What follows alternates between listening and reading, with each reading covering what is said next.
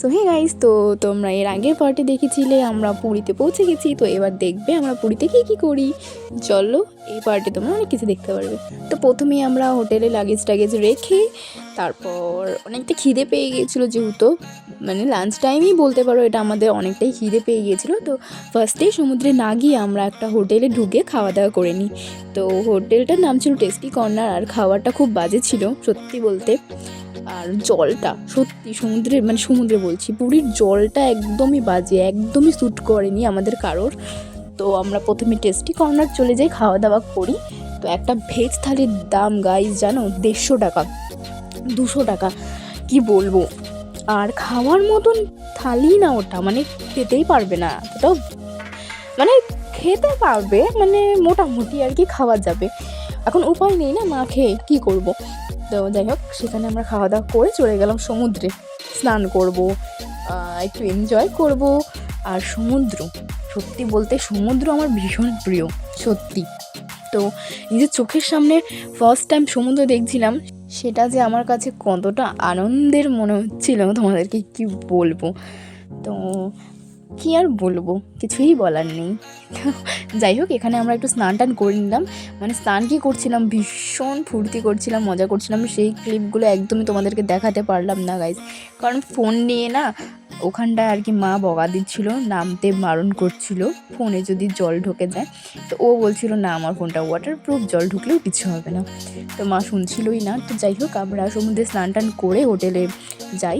হোটেলে গিয়ে যেহেতু সমুদ্রে স্নান করছি, পুরো বালি টালি দিয়ে একাকার হয়ে গেছি। তো যাই হোক, আবার সমুদ্রে গিয়ে আমাদের স্নান করতে হয়েছে।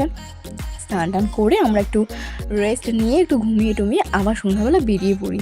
তো সেদিন তো আর কোথাও যাইনি, যেহেতু সেদিন আমরা নেমেই ছিলাম। তো সেদিন আর কোথাও ঘোরা হয়নি, খালি সমুদ্রই ঘুরেছি।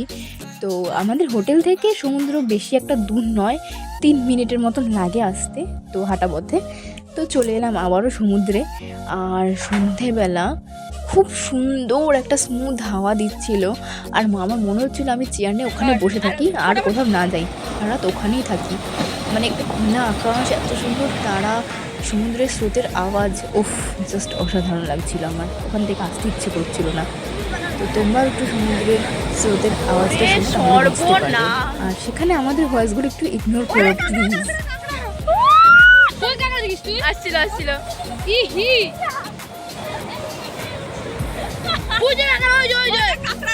আরে দেখছি তো গেছে গা। তো প্লিজ আমাদের ভয়েসটা ইগনোর করো, সত্যি বাজে বাজে বিহেভ করছিলাম ওখানটায়। তো এই দেখো, সমুদ্রের সামন থেকে একটু এদিকে চলে এলাম, একটু দেখছিলাম স্টলগুলো ঘুরে ঘুরে। ওখানে অনেক সুন্দর সুন্দর জিনিস ছিল, ওখান থেকে কিছু জিনিস কেনাকাটা করেছি। তো এই দেখো, অনেক সুন্দর শাখা টাকা ঠাকুরের, মানে যেহেতু জগন্নাথের জায়গা এটা, তো খালি চারিদিকে জগন্নাথ আর জগন্নাথ। তো সত্যি বলতে মনটা ভরে গেছিলো, মানে ঠাকুরগুলো দেখে আর কি বলবো। তো এই দেখো, তো কিছু জিনিস কেনাকাটা করলাম, দেখলাম, ঘুরলাম। তারপরে একটু পেটটা খিদে করছিল, ভাবলাম কিছু খাই। সমুদ্রের সামনে যখন এসেছি, একটু কাঁকড়া ভাজা, একটু চিংড়ি ভাজা না খেলে হয়। তো সেটা ভেবেই আমি খেতে গেলাম, কিন্তু মাছের এতটা গন্ধে আমি সত্যি কিছু খেতে পারিনি, ওখান থেকে চলে এলাম। তারপর এখানে দেখো তোমরা সবাই বসে আছে, গল্প করছে, আড্ডা দিচ্ছে, ওই যে দূরে সমুদ্র দেখছে, মজা নিচ্ছে। মানে প্রকৃতিটাকে এত ভালো লাগছিল, এত সুন্দর ফিল করছিলাম, আমি কি বলবো। তো যাই হোক, এখানে ওই আন্টিটা ম্যাগি বানাচ্ছিল, আর ম্যাগিটা এখানে খুব ভালো বানায় সত্যি বলতে, 50 টাকা করে প্লেট নেয়, আর অসাধারণ বানায়। আমার খুব ভালো লেগেছিলো, আমার বর খেয়েছিল, তো ওখান থেকে আমি একটু টেস্ট করেছিলাম। তো যাই হোক, এ দেখো সবাই চলে গেছে, শুধু আমরা 4 জনই ছিলাম। তারপর আমরা একটু ফটো তুলে চলে যাই হোটেলে রাতের খাবার খেয়ে ঘুমিয়ে পড়ি। আর ভোরবেলা থেকে সত্যি বলতে আমার এত শরীর খারাপ হয়ে গেছিলো, বমি, তারপর পেট ব্যথা, জ্বর, সর্দি কাশি। মানে সর্দি কাশি তো ছিল, ওটা ছাড়ো, এক জায়গা থেকে এক জায়গায় জল চেঞ্জ হলে তো হয়ই সেটা। তো বমি আর পেট ব্যথা এত ছিল যে আমি বিছানা থেকে উঠতে পারছিলাম না। ভোরবেলা থেকে খুব বমি করেছি, আমি ভেবেছিলাম না যে আমি জগন্নাথের দর্শন করতে পারবো। তো আমি বিছানা থেকে উঠতেই পারছিলাম না, আসবো কি করে। তো যাই হোক, একটু ওষুধ খেয়ে রেডি হয়ে কোনো মধ্যে চলে এলাম স্নান টান করে। তো তারপরেও আমি এসে থাকতে পারছি না, এত পরিমাণে পেট কামড়াচ্ছিলো, এত পরিমাণে পেট ব্যথা হচ্ছিলো। আমার কি, আমরা 15 জন গিয়েছিলাম, সেখানে 12-13 জনই অসুস্থ ছিল। এমনকি আমার শাশুড়ি, দেওর সবাই অসুস্থ হয়ে পড়ছিল। খালি 2-1 জন, আমার বরই একমাত্র সুস্থ ছিল, আর 2-1 জন ছিল সুস্থ। তো এই দেখো, এখানেও বেশিক্ষণ থাকতে পারছি না। আর মন্দিরে তো প্রচুর ভিড়, আর ভেতরে তো ফোন অ্যালাউ নয়, তো সেই জন্য আমরা ভেতরটা আমি দেখাতে পারিনি।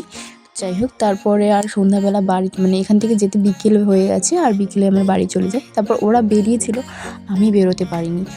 আমি তো এতটা অসুস্থ ছিলাম যে আমি গিয়ে ঘুমিয়ে পড়ছি, আর উঠতেই পারিনি। যাই হোক, তারপরের দিন ভোরে আমি আসতে পারবো কি না, আমি আসতামই না। ওরা আমাকে জোর করলো আর বললো যে এতটা টাকা দিয়ে গাড়ি বুক করছি, তোর যাবি না তো আমাদেরই লস। তো সেটা ভেবে কষ্টে মষ্টে একটু আসলাম।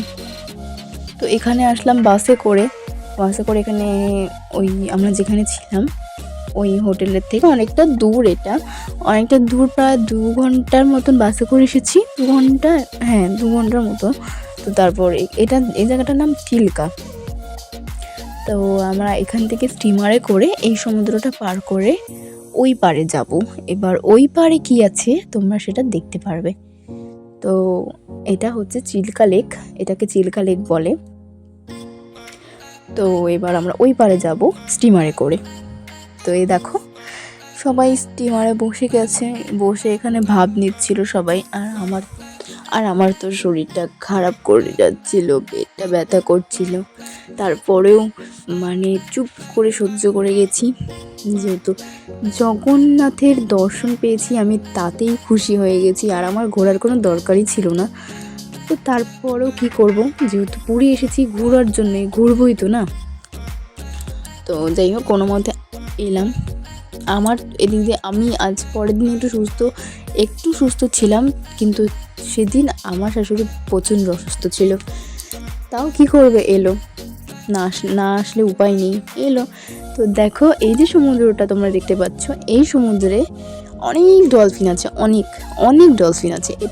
এটা হচ্ছে ডলফিন কিছু একটা জায়গা আর কি, মানে এটার ভেতরটার নাম আর কি। তো আমরা জানি না, আমি দেখেছিলাম বাইরে, বাট ভুলে গেছি। তো এই সমুদ্রে তোমরা একটু লক্ষ্য করলে দেখতে পারবে, নোটিস করলে একটু দেখতে পাবে ডলফিন।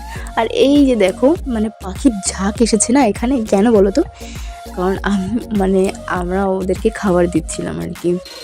তো জানি না স্টিমারে কিছু একটা খাবার ছিল নাকি, ওরা আমাকে দিল, আমি সেটা ঢিলিয়ে দিচ্ছিলাম, আর ওরা এসে খাচ্ছিল। খুব ভালো লাগছিল আমার দেখতে। তো ওই দেখো, তো দেখলেন ডলফিনটা? তো জানি না, নোটিস করলে দেখতে পেতে, আর দেখলে তো ভালো কথা। তো এই দেখো, আমি জল নিয়ে খেলা করছিলাম। আমাকে দেখতে মনে হয় আমি অসুস্থ, কিন্তু আমি অসুস্থ। তো যাই হোক, এটাও চিল্কা লেকই বলে, এই জায়গাটার নামও তাই সেম। তো এই দেখো, ওখান থেকে আমরা নেমে এলাম। নেমে আসার পর আবার এখান থেকে অনেকটা উঁচুতে, অনেকটা দূরে গিয়ে তারপর একটা বিচ আছে। তো এটা প্রায় আমার মরুভূমির মতন লাগছিল, কি বলবো, আমার মনে হচ্ছিল মরুভূমিতে চলে এসেছি, বালুটা দেখে মনে হচ্ছিল। আর অনেকটা কষ্ট করে ওখান থেকে এত দূর এলাম হাঁটা পথে, ভীষণ কষ্ট হচ্ছিল, উঠতে তো প্রচণ্ড কষ্ট।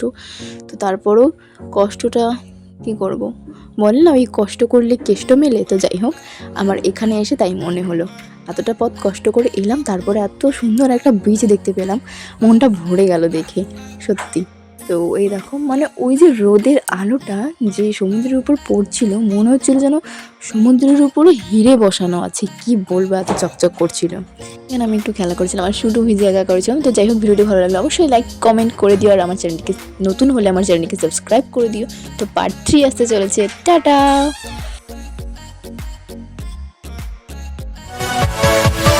Yeah.